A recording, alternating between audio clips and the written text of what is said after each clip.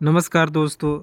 आज 17 जनवरी 2026 का current affair SSC, railway, Delhi police, BPSC सभी परीक्षाओं के लिए है और दिए गए प्रश्न सभी महत्वपूर्ण है। याद रखिएगा, आपके आने वाले कॉम्पिटिटिव एग्जाम के लिए ज़रूर से ज़रूर इनमें से प्रश्न आपके बनने वाले हैं, तो वीडियो के अंत तक देखिए।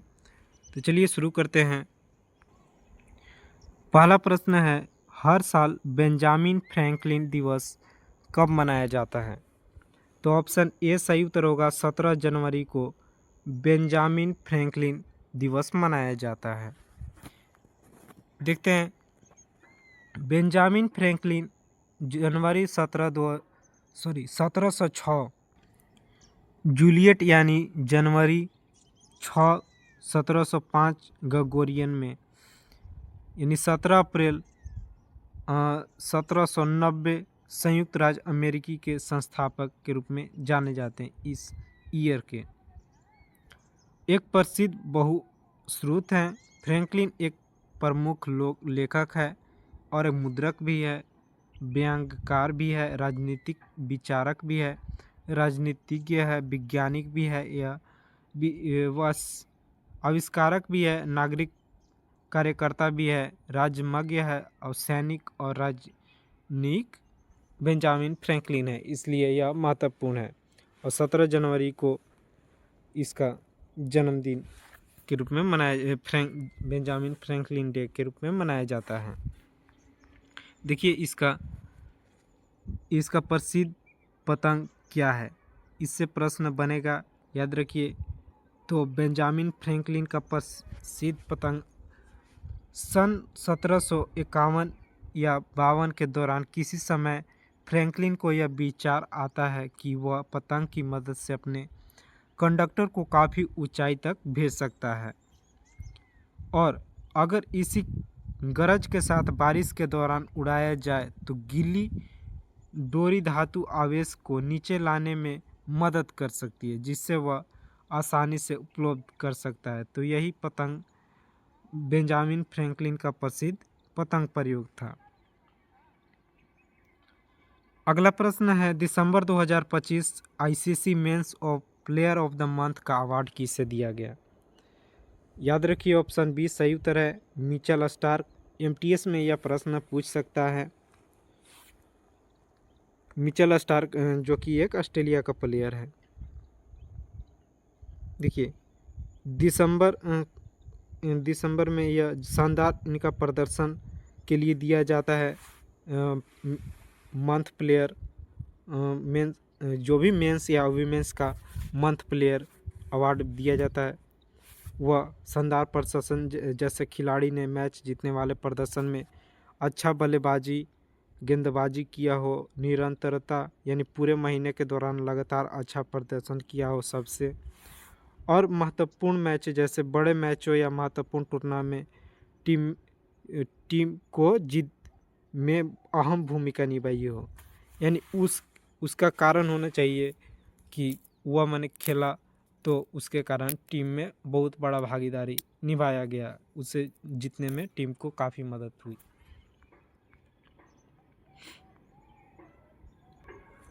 मिचेल स्टार्क की बात कर ले तो मिचेल स्टार्क आईपीएल में दिल्ली कैपिटल्स के में खरीदाए हैं 2026 के लिए। 2026 आईपीएल के लिए रिटेन हुए हैं दिल्ली की तरफ से और इन्हें रिटेन हुआ है 11.75 करोड़ के रुपए के साथ। आप कमेंट में बताइएगा कि आईपीएल का सबसे महंगा खिलाड़ी कौन है 2026 आईपीएल का। और देखिए, मोस्ट विकेट लिए हैं मेंस एसएस 2025-26 में तो मिचेल स्टार्क 31 विकेट, और फिर दूसरे नंबर पे आपके इंग्लैंड के ब्राइडन कर्स से आते हैं, और फिर तीसरे पर ऑस्ट्रेलिया के स्कॉट बोलैंड, और चौथे पर जॉश टंगू, फिर है पांचवा माइकल नेजर, और फिर अगला है बेन स्टोक जो 15 से हैं। ये दोनों 15, बोयन कर से 22, और टॉप पर है मिचेल स्टार्क 31 विकेटों के साथ। फिर अगला प्रश्न है, दिसंबर 2025 आईसीसी महिला player of the month award किसे दिया गया? महिला यहाँ पे है, वह पुरुष था, यहाँ महिला है। तो महिला में दिया है ऑप्शन सी लॉरा वोल्टबाल्ट। यह दक्षिण अफ्रीका की प्लेयर है, कैप्टन भी हैं, याद रखिएगा। इनके बारे में जान लीजिए। यह WPL 2026 के लिए दिल्ली कैपिटल की तरफ से खेल रही हैं और यह दक्षिण अफ्रीका का कप्तान जो कि बताया। और इन्हें दिल्ली ने 1.10 करोड़ रुपए में खरीदा है। अगला प्रश्न है, वर्ष 2026 में दुनिया की सबसे सुरक्षित एयरलाइन किसे घोषित किया गया है? तो याद रखिए ऑप्शन बी इतिहाद एयरलाइंस को वर्ष 2026 में दुनिया का सबसे सुरक्षित एयरलाइन घोषित किया गया है। इतिहाद यह किस देश का है, आगे जानते हैं। देखिए, इतिहाद UAE का है, यानी अरब अमीरात। यह अबू धाबी इसका मुख्यालय है UAE में, यह इतिहाद एयरलाइंस का। इसकी सेवाएं के बारे में जान लीजिए। यात्री और कार्गो सेवाएं हैं इसका। इतिहाद हॉलीडेज़ जैसा इसका लॉन्च करता है पैकेज, और इतिहाद कार्गो भी संचालित करती है। और गंतव्य का बात किया जाए तो मध्य पूर्व, अफ्रीका, यूरोप, एशिया, ऑस्ट्रेलिया और अमेरिका सहित 120 अधिक स्थानों पर उड़ान भरती है ये। अगला प्रश्न की ओर बढ़ते हैं। रातापानी टाइगर रिजर्व का नाम बदलकर doctor Vishnu Shridhar Wakar tiger reserve करने की घोषणा की है। तो कौन सा स्टेट? तो ऑप्शन ए मध्य प्रदेश। और सबसे ज़्यादा टाइगर रिजर्व मध्य प्रदेश में ही है। देखिए, डेटा जानते हैं। 2026 की शुरुआत तक भारत में टोटल 58 बाघ अभयारण्य हैं, जिन्हें हाल ही में शामिल किए गए हैं। वे हैं वीरांगना दुर्गावती, यह मध्य प्रदेश के। फिर है दूसरा धौलपुर करौली राजस्थान में, और तीसरा गुरु घासीदास तमोर पिघला, ये छत्तीसगढ़ में। ये 3 शामिल किए गए हैं नए बाघ अभयारण्य यानी टाइगर रिजर्व। और भंडार की संख्या के आधार पर देखा जाए तो शीर्ष पर 2025 के अंत या 2026 के प्रारंभ, यानी जो अभी प्रेजेंट में है वह मध्य प्रदेश में टोटल 9 टाइगर रिजर्व है। महाराष्ट्र दूसरे नंबर पर 6 है, और तीसरे नंबर पे हैं कर्नाटक, राजस्थान, तमिलनाडु। तीनों राज्य में 5-5 है टाइगर रिजर्व। याद रखिएगा, जो नए चेंज होके हैं इनसे प्रश्न बनेगा। और जो टॉप पर कितने हैं, मध्य प्रदेश राज्य का 9, तो इनसे भी प्रश्न बनेगा। अगला प्रश्न है, साया जिंदानी किस देश की प्रधानमंत्री नियुक्त की गई हैं? तो ऑप्शन सी यमन देश की। यमन की कैपिटल याद रखिएगा। तो यमन का कैपिटल होता है आपका साना यमन का कैपिटल होता है। याद रखिएगा, यमन एक मिडिल ईस्ट कंट्री है, यानी मिडिल ईस्ट में लाई करता है। और इसका फ्लैग देख सकते हैं आप, पहचान सकते हैं फ्लैग से, यह यमन का फ्लैग है। और इसका करेंसी होता है यमन रियाल। और इसका ऑफिशियल लैंग्वेज होता है अराबिक। और पॉपुलेशन जो यहाँ पे है यमन में, वो टोटल 4.06 करोड़ टोटल पॉपुलेशन है, जो 2024 के डेटा के अनुसार वर्ल्ड बैंक ने जारी किया था।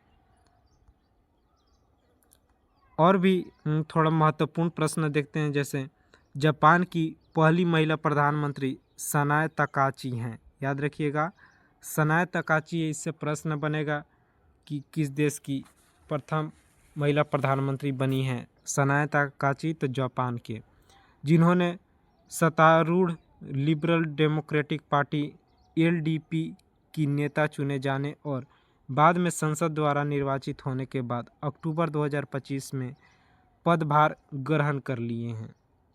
यह बहुत महत्वपूर्ण है। अगला है, किसे ग्रैंड पुणे ग्रैंड टूर 2026 का वुडविल एम्बेसडर नियुक्त किया गया है। तो ऑप्शन बी सही उत्तर हो जाएगा MS धोनी, महेंद्र सिंह धोनी जी को। देखिए, महेंद्र सिंह धोनी पुणे ग्रैंड टूर के दूत बने हैं, जिन्हें 35 देशों की 29 टीमों के 171 राइडर 437 किलोमीटर की चुनौतीपूर्ण रेस में हिस्सा लेंगे। स्पेन की बारगोस बर्कलेट प्रमुख टीम है, यह तो टीम है, और पुणे ग्रैंड टूर के आने से एक पेशेवर खेल के तौर पर साइकिलिंग में भारत का एक नया अध्याय शुरू हुआ है। तो पुणे ग्रैंड टूर साइकिलिंग से है, जो रेसिंग से है। अगला प्रश्न है, भारत विद्युत शिखर सम्मेलन 2026 कहाँ किया जाएगा? तो ऑप्शन सी नई दिल्ली में किया जाएगा भारत विद्युत शिखर सम्मेलन 2026 का। और महत्वपूर्ण पॉइंट है, लेट्स इंस्पायर बिहार यानी LIB के तहत 18 जनवरी को हैदराबाद में कि टी हब में बिहार विकास शिखर सम्मेलन 2026 का आयोजन होगा और इसमें दक्षिण भारत एवं अन्य क्षेत्रों के उद्यमियों, निवेशकों, स्टार्टअप संस्थापकों, पेशेवरों और शिक्षाविदों को बिहार में उभरते अवसरों से जोड़ने के लिए उच्च प्रभावित मंच मिलेगा। और यह महत्वपूर्ण लाइन याद रखिएगा, आगामी India AI impact summit 2026 Bharat को जिम्मेदार और समावेशी आर्टिफिशियल इंटेलिजेंस के क्षेत्र में एक वैश्विक नेतृत्व के रूप में स्थापित करने की दिशा में एक ऐतिहासिक कदम साबित होगा। यह बात IT मंत्रालय के विशेषज्ञों ने कहा है, याद रखिएगा। और यह समिट 16 से 20 फरवरी 2026 तक नई दिल्ली में होगा। AI impact summit, India AI impact summit 2026। अगला है, दुनिया का सबसे बड़ा ग्रीन अमोनिया प्रोजेक्ट कहाँ स्थापित होगा?